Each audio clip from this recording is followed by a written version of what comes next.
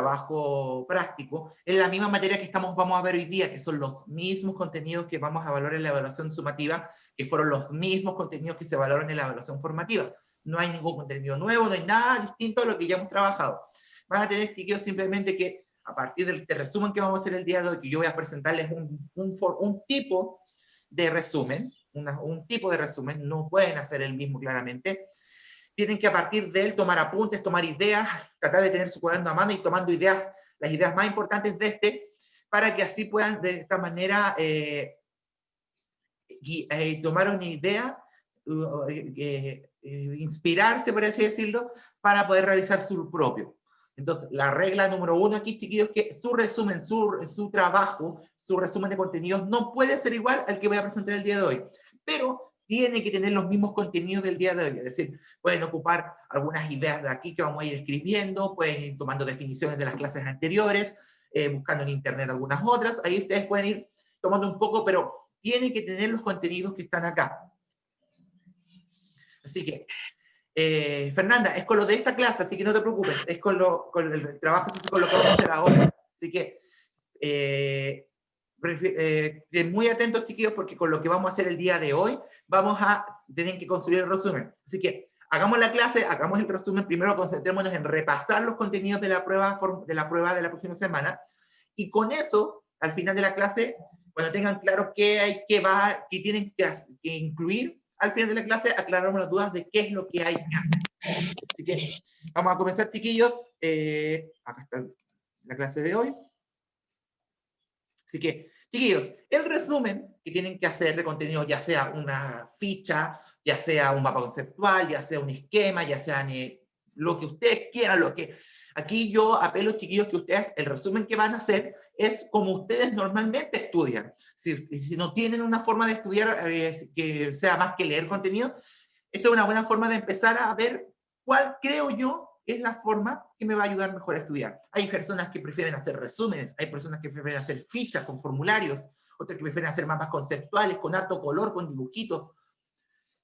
Ustedes tienen que pensar qué creen ustedes que es la mejor manera que les ayudaría a estudiar. Y si no tienen alguna, y si ya tienen una forma de antes, ocupan la misma en el trabajo. Y si no la tienen, vayan pensándola. ¿Qué me llama más la atención? ¿Qué creo que me va a ayudar a estudiar más? ¿Un mapa conceptual? ¿Un resumen? ¿Una ficha? ¿Un esquema con dibujos?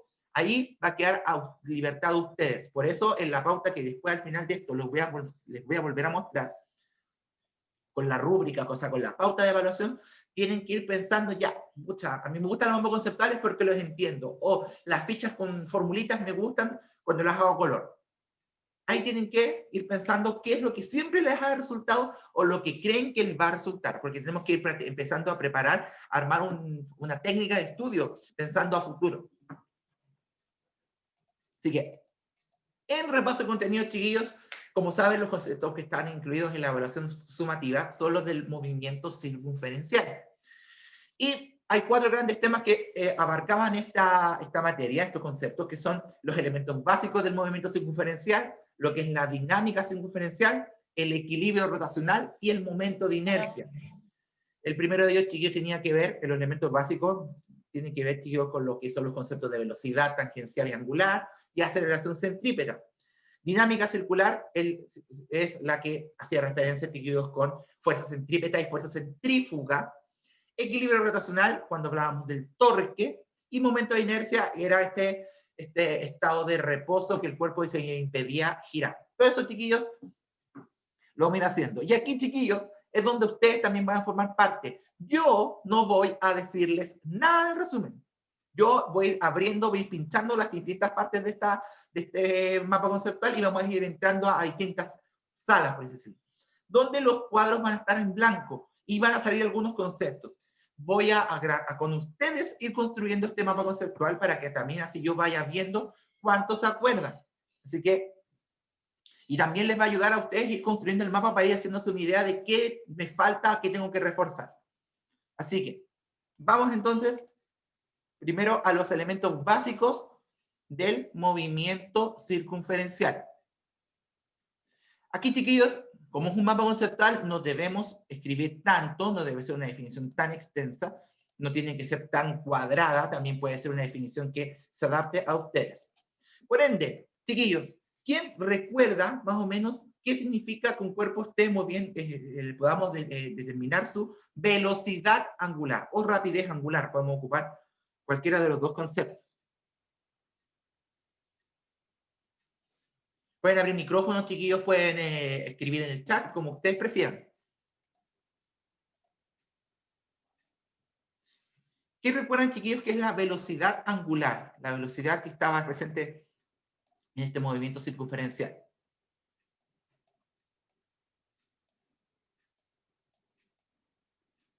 Es la W, que la que, como bien dice Cristóbal, es la que resumíamos con la letra W o omega, la letra griega omega. El Tommy dice, movimientos de una partícula de un punto a otro en un cierto periodo de tiempo.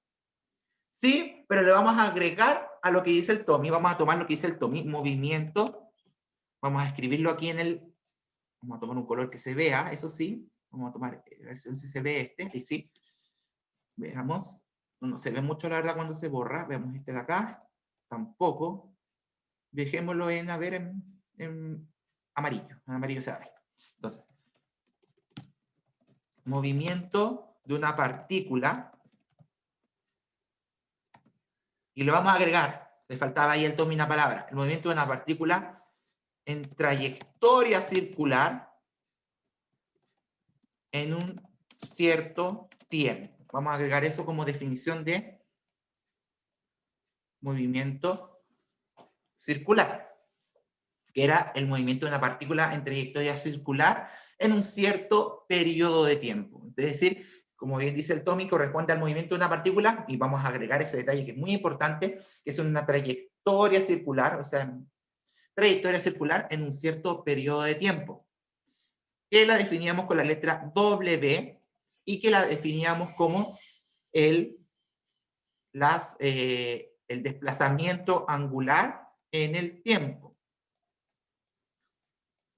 Me quedó un poco grande la letra, te la vamos a achicar. Ahí sí. Es el desplazamiento angular en el tiempo. ¿Qué era el desplazamiento angular, chiquillos? Recordemos que eran la cantidad de cuánto girábamos, cuánto era lo que girábamos, que eso lo medíamos en radianes. Vamos a mejor hacerlo así. Vamos a hacer esto mejor. Ahí. El número de vueltas, chiquillos, lo cuánto giraba un cuerpo, lo medíamos en radianes. Y el tiempo siempre se medía en segundos. Eso era lo que era muy importante. Entonces, no les voy a pedir transformar los ángulos a radianes. Tienen que saber reconocer elementos de trayectoria. Que, por ejemplo, una vuelta completa. ¿Cuánto eran radianes, chiquillos? ¿Cuánto era en radianes una vuelta completa? 360 grados, chiquillos. 360 grados, pero en radianes, chiquillos, en las unidades circunferenciales, ¿cuánto era? Tiene una equivalencia, 2pi, muy bien. Entonces, una vuelta entera son 2pi. Media vuelta va a ser 1pi. Un cuarto de vuelta va a ser 2pi cuartos, y así vamos dividiendo. Entonces, por ejemplo, si en un ejercicio les pongo, un objeto da media vuelta en 30 segundos. Media vuelta, ¿cuánto serían radianes, chiquillos? ¿1 o 2pi? 1, ¿cierto? Así que ahí tienen que fijarse muy bien en esos detalles. Entonces, esa sería la velocidad angular, la velocidad de un objeto vista desde adentro, que es cuánto gira en un cierto periodo de tiempo. Bien, y en contraposición, chiquillos, ¿qué era la velocidad tangencial? ¿Quién recuerda qué era la velocidad tangencial? Esa es la que se mueve por todo el tiempo. Claro, la que se mueve por todo el tiempo, pero vista desde adentro o desde afuera de la trayectoria circular. Desde afuera. Desde afuera. Entonces, la clave aquí es la velocidad de un cuerpo vista desde afuera de su rotación. ¿Y de qué dependía, chiquillos, la velocidad tangencial, aparte de la velocidad angular? Había un factor súper importante aquí que lo hacía diferente a las demás.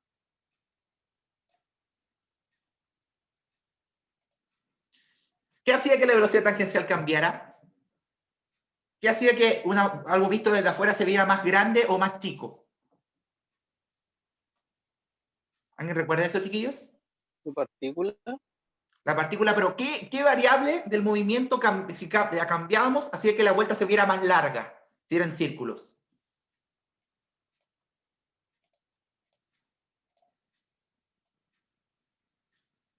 ¿Alguien se acuerda, chiquillos? Lo siento, pero no me acuerdo. ¿No? Chiquillos, No. si un cuerpo está girando con esta trayectoria circular, se va a ver desde afuera a una cierta velocidad. ¿Qué puedo cambiar para que esta vuelta, este giro se vea más largo? Como bien dice acá de escribir la Sofi, el radio de giro. El radio de giro, chiquillos, es el protagonista de la velocidad tangencial. Un objeto que gira con mayor radio de giro va a tener una velocidad tangencial mayor porque la vuelta se va a ver más rápida, se va a ver más amplia.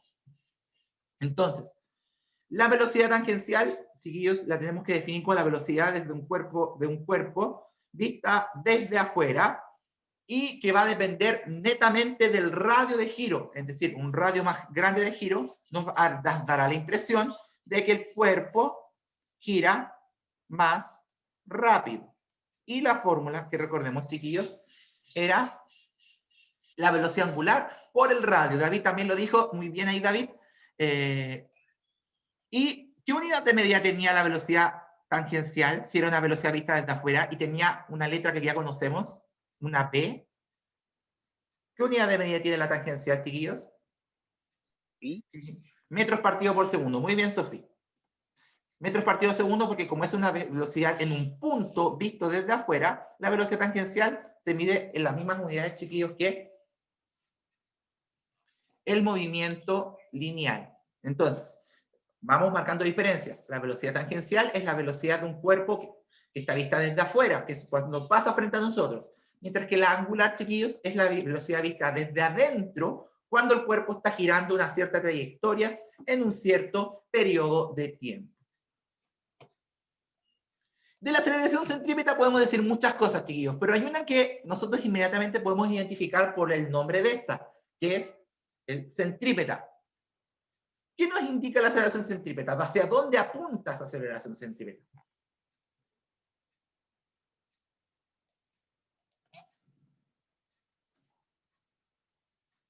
Hacia el centro. Direccionado, no, pues vamos a ponerle. Aceleración que apunta hacia el centro. ¿Y de qué era responsable esta aceleración centrípeta? ¿Qué permitía la aceleración centrípeta en un cuerpo que giraba?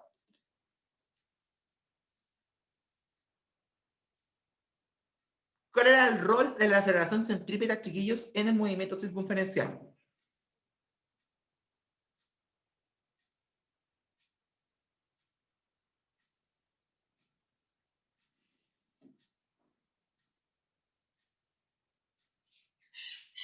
¿Me se acuerdan, chiquillos? No. ¿No? Exacto, como dice el Tommy, es la responsable de que el cuerpo se atraiga hacia el centro y que modele el movimiento. Entonces, la aceleración que apunta hacia el centro y es la responsable de que el objeto pueda girar al ser atraído al centro. Entonces, como bien dice el Tommy, que lo vamos a complementar también la idea, la aceleración centrípeta, como lo dice su nombre, apunta hacia el centro de giro del objeto y es la responsable de que el objeto pueda girar, ya que va atrayéndolo hacia el centro y cambiando su trayectoria para que vaya, por así decirlo, moldeando el movimiento, haciendo que haga su trayectoria circular. Y aquí, chiquillos, el movimiento circunferencial nos daba dos expresiones para la aceleración centrípeta. Teníamos dos. Una dependía de la velocidad angular y otra de la tangencial. Cuando era angular, era elevado al cuadrado, la angular, por el radio, se multiplicaba, y cuando era tangencial, se volvía a elevar al cuadrado la velocidad, pero se dividía por el radio. Entonces, tenemos dos versiones de la aceleración centrípeta, que van a depender de si sabemos el dato de la velocidad angular o de la tangencial. Si sabemos el dato de la velocidad angular, elevamos al cuadrado esta velocidad y la multiplicamos por el radio. En cambio, si sabemos el dato de la velocidad tangencial, debemos elevar esta velocidad tangencial al cuadrado y dividir por el radio. Ahí está la diferencia entre estos dos. Y si la aceleración centrípeta tiene la misma simbología que la aceleración que conocíamos antes, ¿Qué unidad de medida tenía, chiquillos? ¿Alguien lo recuerda? La unidad de medida de la aceleración centrípeta.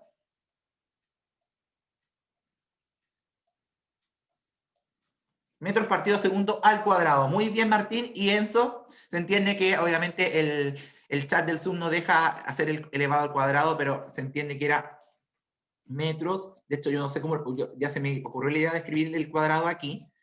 Vamos a ocupar el lapicito del Zoom y vamos a poner aquí el 2. Vamos a poner con harta paciencia. Ahí está. Entonces, Muy bien, profe. he mejorado, si se han dado cuenta, he ido mejorando mi pulso al escribir con esto. Iba a comprarme un lápiz táctil para el computador, no de estos de dibujo profesional, uno baratito, uno de AliExpress, pero No es de lujo. después no encontré uno que me gustara, porque así podría hacer dibujos aquí. De hecho, hay hartas herramientas que permiten hacer dibujos en esto, pero la verdad es que con mi pulso y mi dibujo, ustedes saben que los resultados no son bonitos, la verdad, María, el dibujo. Entonces, chiquillos, esta es la primera parte del resumen, esto es lo primero que vamos a trabajar, que son los conceptos básicos del movimiento circunferencial: velocidad angular, tangencial y aceleración centrípeta. Estos tres conceptos definidos aquí, chiquillos, y con sus respectivas expresiones matemáticas. Estamos ocupando, si se dan cuenta, no estamos ocupando definiciones tan formales, tan de enciclopédicas, como se dice. Estamos tomando definiciones un poco tomando de lo que dicen ustedes y tratando de hacerlo con las ideas de lo que tienen sus características y lo que ustedes conocen, lo que fueron aprendiendo más informalmente, por así decirlo. Chiquillos, entonces, si yo pudiera preguntarles qué diferencia fundamental hay entre la velocidad angular y la tangencial, ¿qué me podrían responder, chiquillos? ¿Qué me podría responder esa pregunta? ¿Cuál sería una diferencia fundamental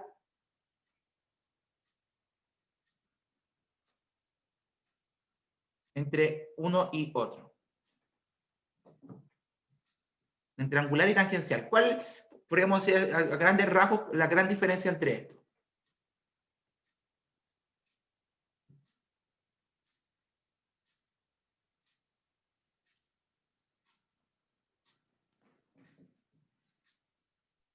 Pregunto. ¿Qué diferencia hay entre la velocidad tangencial y la angular? La primera gran diferencia es la que salta a la vista.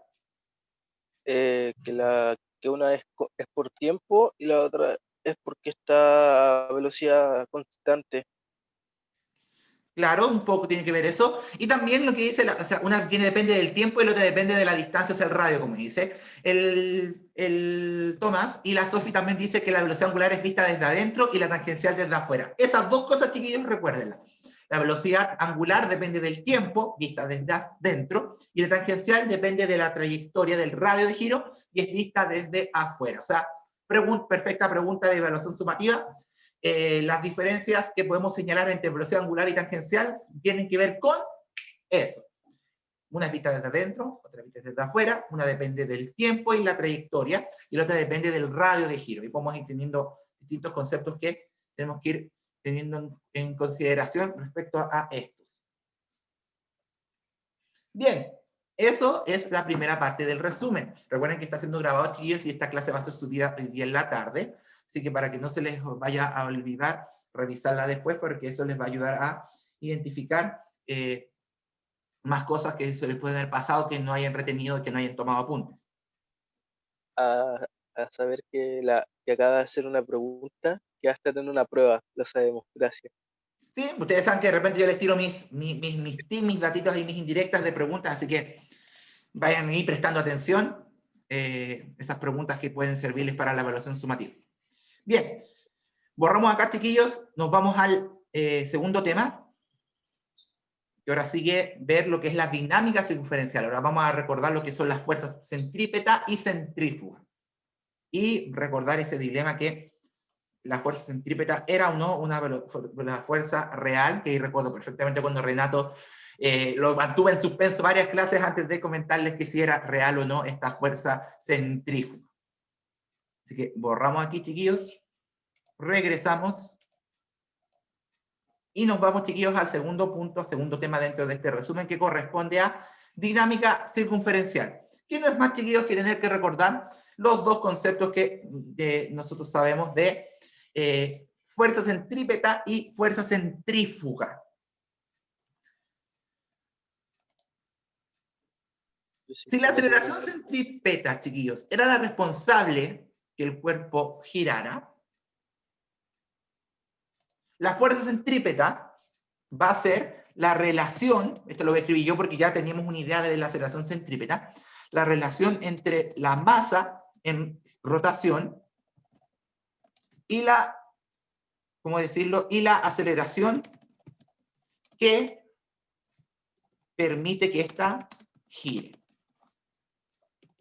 La fuerza centrípeta, chiquillos, es la fuerza responsable que un cuerpo gire y que relaciona la masa del objeto que está rotando y la aceleración que permite que éste gire. Es decir, la fuerza centrípeta surge como una fuerza que apunta hacia el centro y que nos permite relacionar la masa que está girando y la aceleración que permite que ésta pueda girar dándole molde a la trayectoria. Por la segunda ley de Newton, chiquillos, que nosotros recordamos bien, la fuerza centrípeta, que se resumía con Fc, la podemos calcular como masa por aceleración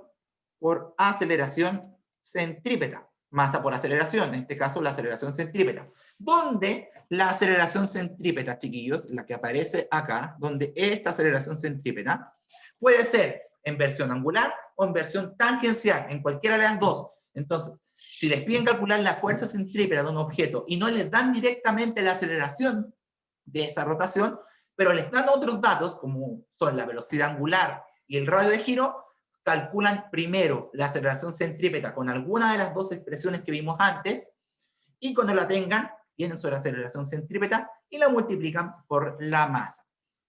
Y como digo siempre, como buena ecuación, chiquillos, nos puede faltar alguna de estas tres variables, la fuerza, la masa o la aceleración. Teniendo los otros datos, despejamos la expresión matemática. ¿Se entendió, chiquillos, esta parte? Que la aceleración centrípeta, aquí no voy a poner las dos versiones porque es mucho escribir y puede quedar un poco saturado aquí el esquema. La aceleración centrípeta, si no la dan directamente como dato, ustedes pueden calcularla con alguna de las dos expresiones que vimos antes. La calculan primero por una parte y luego la multiplican por la masa, que es lo que nos indica la expresión matemática, y eso nos va a dar, chiquillos, la fuerza centrípeta. ¿En qué unidad medimos la fuerza centrípeta, chiquillos? Si es una fuerza como toda fuerza conocida en la vida.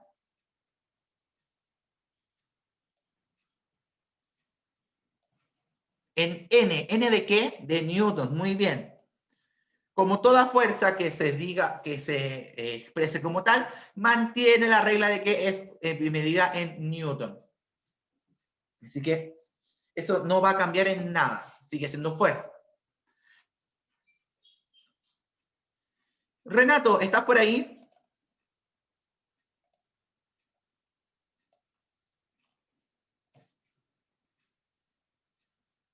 Hola, Renato. Renato, si, te voy a dar los honores, por así decirlo, de que ver si recuerdas cuáles fueron las características que nosotros dijimos que hacían que la fuerza centrífuga no fuera considerada una fuerza real. ¿Lo recuerdas? Que fue, yo recuerdo que esa vez yo te di el beneficio de la duda para que esperáramos unas clases hasta eso. ¿Recuerdas, Renato, cuáles eran las características que hacían de esta fuerza centrífuga no poder considerar una fuerza real?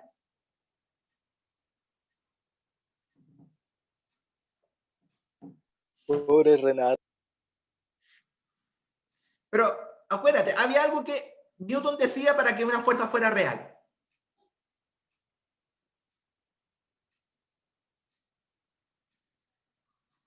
¿Qué tenía que tener de claro? ¿Qué tenía que cumplir para que fuera una fuerza real?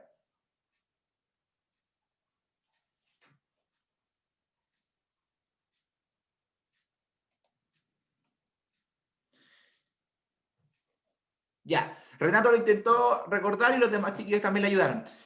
No es una fuerza real porque no cumple las tres leyes de Newton y porque nosotros decíamos, chiquillos, que la fuerza centrífuga no es una fuerza, no es una acción, es una sensación, un efecto. Una sensación o efecto que se produce al girar. Recuerden, chiquillos, que nosotros decíamos que las fuerzas son acciones, son cosas que nosotros realizamos, que aplicamos sobre un objeto. Newton dijo que la fuerza centrífuga no era una fuerza real, aparte de que no cumpliera sus 3 leyes, en el hecho de que la fuerza centrífuga es una sensación, una percepción, un efecto que alguien que está dentro del cuerpo en rotación puede percibir cuando gira. Si fuera una fuerza real, podríamos aplicarla en cualquier contexto y cualquier persona la podría sentir. Fuera de la rotación es imposible sentir los efectos de la fuerza centrífuga y tampoco es una fuerza que nosotros podemos aplicar, porque no es como la fuerza centrípeta, la que está arriba, que podemos aplicarla si hacemos girar un objeto. La fuerza centrífuga es un efecto, una consecuencia del giro, es una sensación. Por ende, no es aplicable, no podemos nosotros aplicarla. Por ende, es que se dice que la fuerza centrífuga, chiquillos, es una fuerza ficticia, es una fuerza que no cumple las leyes, porque es una fuerza que no se puede aplicar, porque no es más que una sensación, un efecto de las fuerzas en el movimiento rotatorio. Ahí te recordaste un poco más, Renato, y los demás, que era esta fuerza centrífuga, que se dice fuerza muy entre comillas.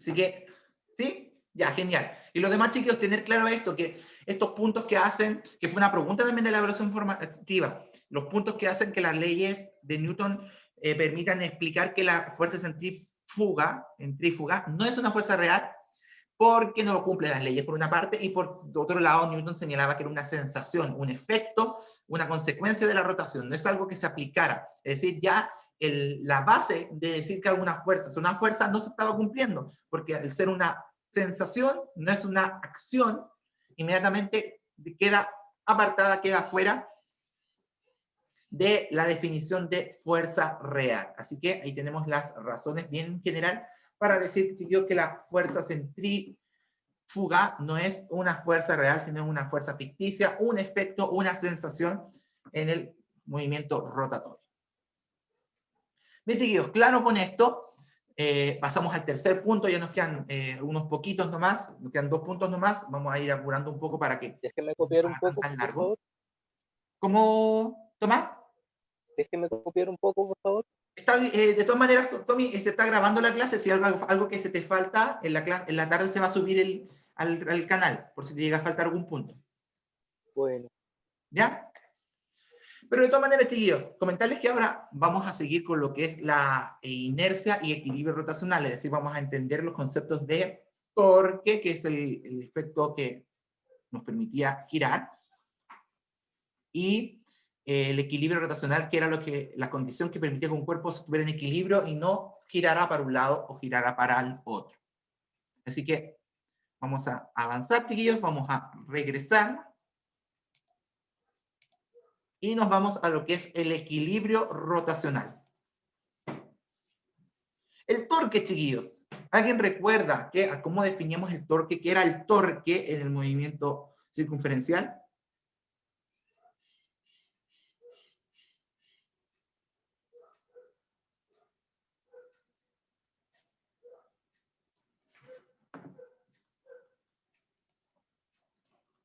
¿Qué definía el torque, chiquillos, ¿cómo se llama? ¿Cómo decirlo? En una acción. ¿Dónde aplicábamos el torque, chiquillos? ¿Qué hacíamos? ¿Dónde se generaba un torque? Como dice el Lenzo, producir un cambio en la rotación de un cuerpo. Produce un cambio en la rotación del cuerpo, aplicando, voy a agregar esa parte, una fuerza a una cierta distancia del eje de giro. ¿Cómo llamábamos, chiquillos, al eje de giro en el torque? Tiene un nombre bien particular. ¿Alguien recuerda, chiquillos? Partía con P. Me voy a dejar la pura pista. El pivote, muy bien, David. El pivote, chiquillos, es el punto de apoyo, el punto de equilibrio que tiene la distancia que parte el eje de giro del objeto. El torque, chiquillos, por otra parte, lo vamos a hacer un dibujito rápido aquí. El torque lo podemos dibujar como el pivote, está un triangulito como una especie de apoyo, y tener una barra rígida sobre él, y nosotros poder aplicar una fuerza a una cierta distancia, que era el llamado brazo de palanca. por ejemplo, tenemos aplicada la fuerza ahí, aplicamos la fuerza en ese punto, espérenme chiquillos, ahí sí, se había conectado alguien, y la distancia a la que nos encontramos de este pivote, aplicando la fuerza, es lo que nosotros decíamos que era la letra B, que era nuestro brazo, B de brazo de palanca. Entonces, el torque, chiquillos, es lo que produce un cambio en la rotación del cuerpo, aplicando una fuerza a una cierta distancia del eje de giro, o llamado también pivote. Esta distancia del eje de giro del pivote hasta el punto donde estoy aplicando la fuerza para que el cuerpo tienda a cambiar su rotación, es lo que llamamos el brazo de palanca. De esta manera, chiquillos, el torque quedaba definido, lo vamos a poner acá. El torque queda definido simplemente con la letra tau en griego, como la relación entre la fuerza por el brazo de palanca. ¿Y su unidad de medida, chiquillos, cuál era? ¿En qué unidad medíamos el torque?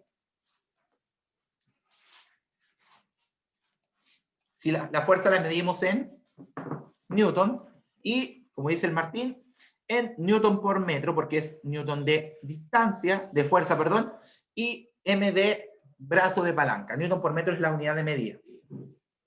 Entonces, este torque, chiquillos, este cambio de la rotación va a hacer que esta barra gire para un lado o gire para el otro. Y tenemos que tener claro que no debemos olvidar que dependiendo hacia dónde gire la barra, va a ser el sentido positivo o negativo del torque. Recuerden que el sentido de giro del torque no lo da hacia dónde aplicamos la fuerza, sino hacia dónde va a girar la barra.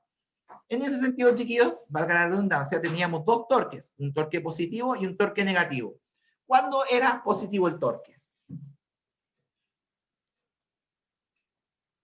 Vamos a colocar aquí positivo y negativo. ¿Hacia dónde tenía que girar la barra, chiquillos, para considerar que era el torque positivo? Como dice Martín, contraria a las manecillas del reloj. Y por consecuencia, el torque negativo era cuando giraba a favor de las manecillas del reloj. Es decir, yo aplico la fuerza y yo voy a imaginar hacia dónde va a empezar a girar la barra. Si la barra empieza a girar contraria a las manecillas del reloj, decimos que el torque que se está aplicando es positivo. En cambio, si luego de aplicar la fuerza, la barra empieza a girar en contra de a favor de las manecillas del reloj, hablamos de que el torque es negativo.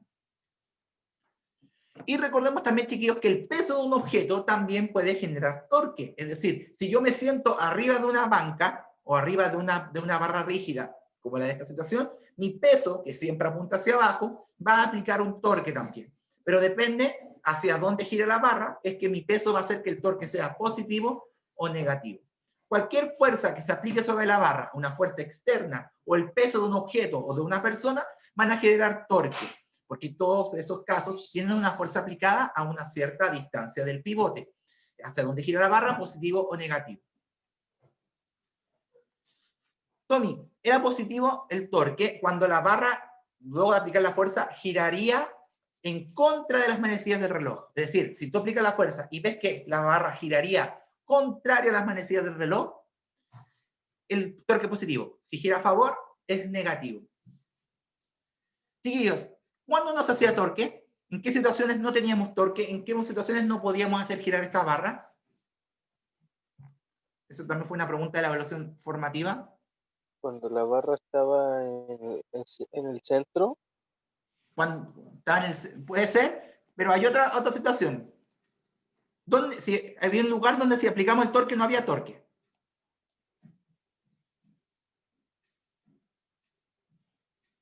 En el eje. Si nosotros aplicamos el torque justo en el pivote, es imposible girar la barra.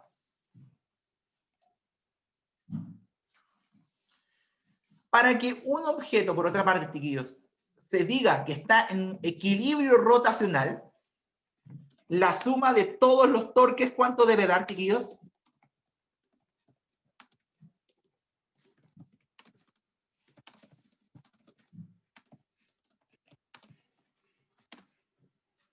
Para que la barra esté equilibrada, la suma de todos los torques que se están aplicando en la barra, ¿cuánto debe dar?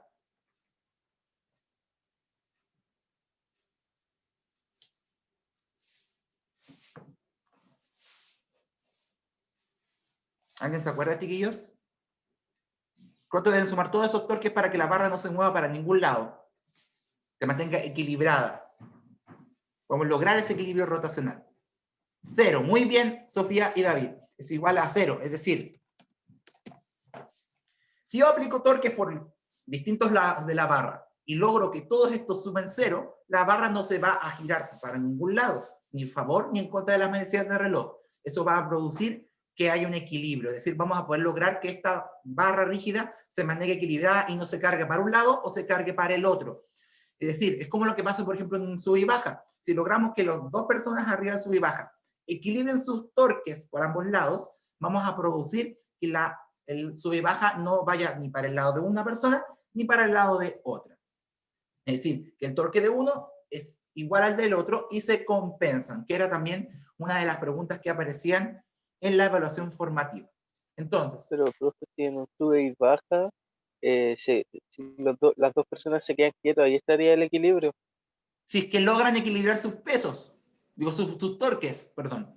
Porque si se suben dos personas de masas distintas, una que pese más que la otra, la barra inevitablemente va a tender a girar a un lado. Entonces, ¿cómo hacemos que dos personas distintas en masa equilibren una barra? Que una persona se siente más cercano al pivote y otra más lejos. Entonces van jugando con esto hasta que se equilibren. ¿Cómo Tomás, perdón? Igual en su torque. Igual en su torque. Como no podemos cambiar la masa de las personas, lo que podemos cambiar es su distancia al eje de giro. Entonces, podemos acercar a la persona que tiene mayor peso más cerca del centro del sub y baja y dejarla a la otra lejos. Hasta que en algún momento ambas se van a equilibrar y sub y baja va a quedar horizontal. Pero tengo una duda. Dime. Si el torque no estuviera, en vez de estar centrado, estuviera un poco más así como uno más arriba y el otro más abajo, tendría que ser lo mismo que igualar las masas. Es que si estuvieran distintos, claro, tendríamos que igualar las masas. No sé, que alguien se tome algo pesado. También se pueden modificar varias variables, pero la más fácil de modificar en un sub y baja es movernos en el sub y baja. Es decir, Es buena acercarnos más pregunta igual. o alejarnos.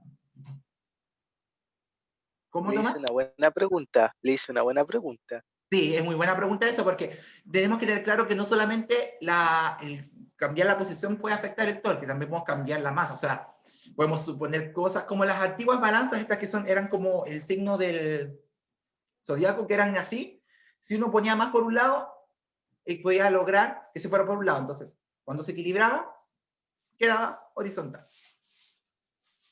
Bien, este es el penúltimo tema, chiquillos, que es torque, es bien cortito. Tenemos que recordar estas características. Primero, no olvidarnos de lo que es el torque, lo que define matemáticamente el torque, los sentidos de rotación, y también no olvidar esta condición de equilibrio rotacional, es decir, en qué momento logramos que un objeto que está sosteniendo a otros, o que está siendo aplicado fuerzas, se equilibra teniendo sus torques sumados igual a 0. Así que ahí tenemos el penúltimo tema que nos faltaba por ver. Y luego de que veamos esto, vamos a ver el cortito, no voy a meterme con mucho detalle en lo que es el momento de inercia, vamos a definir, chiquillos, solamente características generales de él, no voy a poner el formulario de los momentos de inercia, porque ese ustedes lo pueden consultar en las guías anteriores. Así que, y cualquier cosa, yo igual puedo agregarlo dentro de la evaluación sumativa, agregar el formulario en algún punto para que cuenten con él, porque yo siempre les he dicho que mi idea no es que se aprendan todos los momentos de inercia, ni yo me lo sé. Y no se olviden que la semana pasada me pasó 2 veces, que me confundí 2 veces de fórmula de momento de inercia, y si no fuera por el Martín que se dio cuenta, yo habría hecho el ejercicio con el resultado mal, para que vean que ni yo me la sé todavía. Bien, vamos entonces con el último tema, chiquillos. Vamos a volver y nos vamos a lo que era el momento de inercia. Aquí no vamos a definir matemáticamente nada, solamente vamos a decir a grandes rasgos, chiquillos, lo siguiente, que el momento de inercia, chiquillos, era la condición, esto lo voy a definir yo, en que un objeto se resiste a rotar. El momento de inercia, chiquillos, queda definido solamente por esto, por la condición en que un objeto se resiste a rotar. Y va a depender de la masa del objeto y de la forma de este y la distribución de la masa. Es decir, un objeto de mayor masa, ya lo sabíamos desde la inercia lineal, desde la primera ley de Newton, un objeto con mayor masa va a costar más moverse. La forma del objeto va a hacer, lógicamente, que cueste más girar en algunas situaciones. Claramente una esfera es más fácil hacerla girar que un trozo, un cubo, claramente. O sea, un cubo va a tener un momento de inercia mayor solo por el hecho de ser menos circular, por así decirlo. Y de otra forma, también de poder decir que el objeto tiene mayor inercia rotacional, mayor momento de inercia, es como está distribuida la masa. Si la masa está más lejos del centro, o sea, el radio, la distancia de giro es mayor, el momento de inercia también aumenta.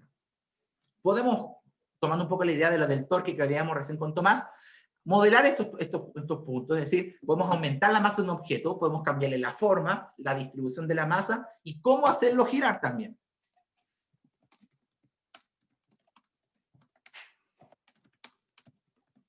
Vamos a agregar eso también.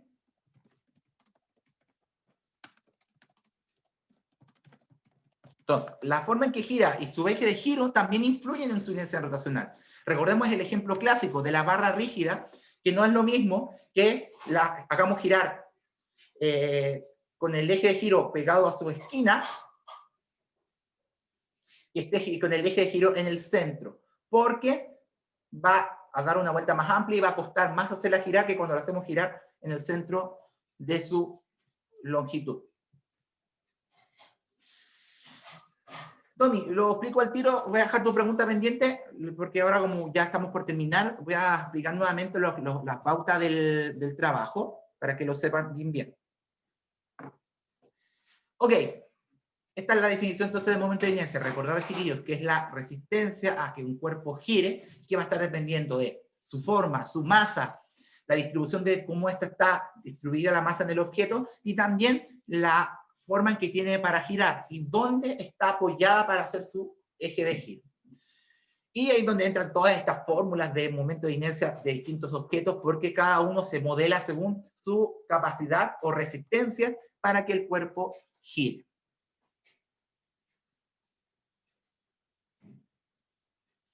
Y Renato, no hay problema, ahí puedes volver a ver el video para entender bien la pauta de trabajo. Bien, chiquillos y chiquillas. Con esto cerramos el resumen. Se ve harto, pero recuerden que los temas, casi todos estos temas se conectan entre sí, por ende igual les invito nuevamente a partir de este trabajo a repasar los contenidos, a volver a ver las clases anteriores, a echar un vistazo a las guías, a las pautas, si quieren ir revisando, están en la página del colegio las pautas, rehacer los ejercicios, les recomiendo que rehagan los ejercicios de repente, es bueno rehacer los ejercicios de la guía, tienen la pauta en la página también para ir corroborando sus resultados.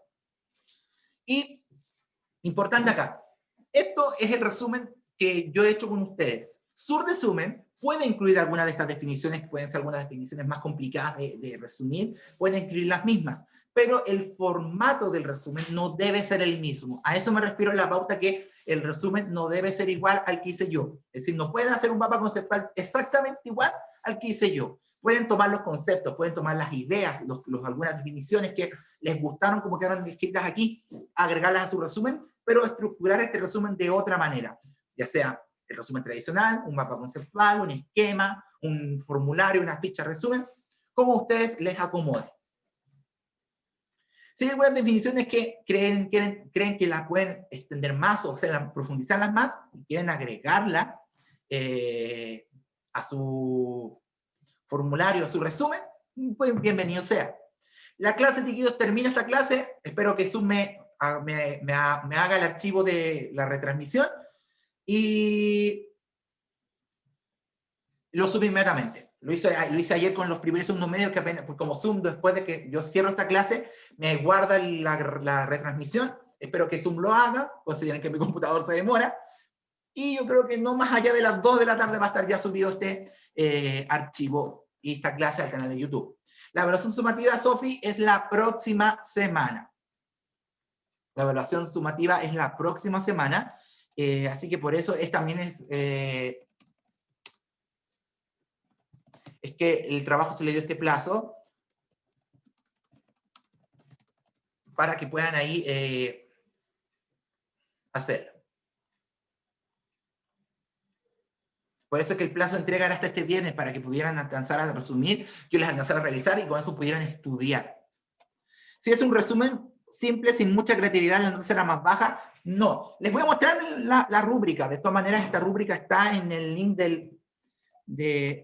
esto lo tengo que mandar ahora, chiquillos, porque se va a subir este archivo como una primicia, por así decirlo, chiquillos. Este archivo que están viendo ahora se va a subir a la página del colegio para que esté como más formalizado, por así decirlo, la pauta del trabajo. Como veis ahí, le damos la parte de terminar. Luego asistir a la clase esta semana o ver su repetición en el canal de YouTube. Realiza un resumen de los contenidos que serán evaluados en la evaluación sumativa. Para ello debes crear un resumen, no más de 2 planas, se hace un resumen, mapa conceptual, esquema u otro formato que más te acomode. Lo importante es que incluya los contenidos vistos en clases y que serán evaluados en la evaluación sumativa. Estos son los mismos que fueron abordados en la formativa. Ya pudieron ver, chicos, que son los mismos temas que estaban en la prueba anterior. El trabajo no debe ser igual al hecho en clases. Puedes basarte en los contenidos y estructuras utilizados, es decir, el tema 1, tema 2, tema 3, ¿cómo fue? Pero debes redactar y crear un resumen propio que te permita estudiar de mejor manera. Por ende, debe ser original y claro para ti. No piensen en que es un resumen hecho para mí, piensen en que es un resumen que ustedes mismos van a ocupar. El trabajo se realiza a mano y para enviarlo, me faltó ponerle negritas a esto, y para enviarlo debes subir una foto de tu trabajo al formulario de Google Forms. Ahí está el link, chiquillos, para que puedan acceder inmediatamente al formulario. Voy a activarlo como hipervínculo, ahí me lo borró. El hipervínculo ahí está, te lo pinchan y van a entrar de inmediato a la página. Ahí está. Además, llenando la información solicitada, les va a pedir ahí su nombre, su curso, su correo electrónico. Además, el enlace, chiquillos, de este mismo enlace de la clase del Google Forms va a estar en el canal de YouTube, en la descripción del video, va a estar igual ahí. Así que, si no lo alcanzan a pillar, no lo encuentran en Instagram, o no lo ven, o no les funciona, en el canal de YouTube, en la descripción del video, va a estar también publicado este link. El plazo máximo de entrega, chiquillos, es el viernes a las 3 de la tarde. Viendo que, si veo que la cantidad de trabajos no es muchas ahora, voy a avisar en Instagram que el plazo se extiende hasta las 4 o 5, lo cual haría que la pauta cambiara. Es decir, si dice, el indicador 1 dice máximo el 23 de octubre a las 3, yo sabré que es hasta las 5, hasta la hora que yo defina en casos de. Un punto por día de atraso, obviamente. El trabajo incluye todos los contenidos realizados en clase que serán parte de la evaluación sumativa. Hay puntaje para cada, si lo hacen todo, una parte, o no lo incluyen. El trabajo es original y no es una copia de lo realizado en clase. El trabajo está escrito a mano con letra clara y legible. La imagen enviada, esta es muy importante, chiquillos, la imagen enviada permite leer y revisar todo lo escrito en el trabajo. Es decir, yo no voy a, si veo que la imagen no la entiendo, no la veo bien, no tiene 10 puntos, así de simple. Así que preocúpense de que la imagen que manden, que se cargue al Google Forms, cargue bien. Las materias, chiquillos, son las mismas materias, dame un cachito, son las mismas materias que vimos el día de hoy, que son parte de la versión sumativa. La misma materia de la versión formativa, lo que está en mi Instagram y que también fue publicado en las distintas redes del colegio, los temarios de movimientos, que es movimiento circunferencial, fuerza centrípeta y centrífuga, torque y momento de inercia. Ahora sí. Ya, eso es todo lo que vamos a ver, esa era mi duda. Solo eso. Chiquillos, miren, ya no les voy a mostrar. Los demás que habían preguntado. Es que de clase, chiquillos, no recuerdo el número de clase, pero parte de la materia desde movimiento circunferencial hasta momento de inercia. El temario está en mi Instagram, también lo pueden revisar en las publicaciones. Chiquillos, cuando pinchen el link, van a entrar a esto. Les apareció una página web, ¿cierto? Ahora están viendo una página web, ¿cierto? Ahí sale trabajo práctico, escriben su correo electrónico, escriben su nombre y completo y curso, separado en slash, por ejemplo, no sé, Tomás Escobedo, por ejemplo, slash, tercero. ¿Por qué yo? Porque es el primer nombre que se me vino a la cabeza. Tercero B, por ejemplo. Esto es importante, chiquillos, porque este formulario de Google va a ser para todos los cursos de media, entonces tengo que saber de qué cursos son. Y aquí importante, dice, adjunte aquí su resumen de contenidos, observa la rúbrica con los puntajes. Aquí nuevamente sale la rúbrica, y acá abajito dice añadir archivo. Lo pinchan, y dice seleccionar archivo del dispositivo. Pinchan ahí, y se les va a abrir su computador, o si están en el celular, les va a pedir permisos para entrar, adjuntan un archivo, le ponen ahí subir, y luego de que les ponga subir, ponen enviar. Si no lo cumplen todos estos puntos, si se fijan, dice, es una pregunta obligatoria. O sea, si no completan alguno de estos, no van a poder mandar. Ya, profe, pide lo mío.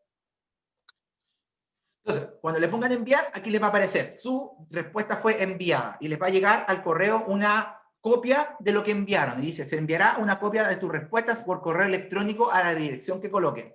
El link del documento, chiquillos, va a estar en la página del colegio durante esta tarde. Yo voy a mandar este link, pero en el Instagram también está el link con la descripción de este trabajo. Este documento que vieron recién, lo voy a mandar hoy día al colegio para que lo suban a la página de donde se suben las guías, para que tengan ahí poder acceder a él. Chiquillos, ya estamos en la hora, estamos justo a la 1:30. Chiquillos, recordar a los de mi curso, no hay consejo de curso hoy, vuelve al horario de antes. A partir de la próxima semana vamos a volver el consejo de curso a las 3, los lunes. Recuerden que hoy día a las 3 hay clase de Mundo Global, que es la clase de la profesora Carolina. El link es por Zoom. La información para entrar a la clase está en mi Instagram. Cualquier cosa, si no lo tienen, me lo piden y se les mando los datos para conectarse a la clase de Zoom. Y a las 4, clase de PTU como siempre, para los que se conectan a esa hora.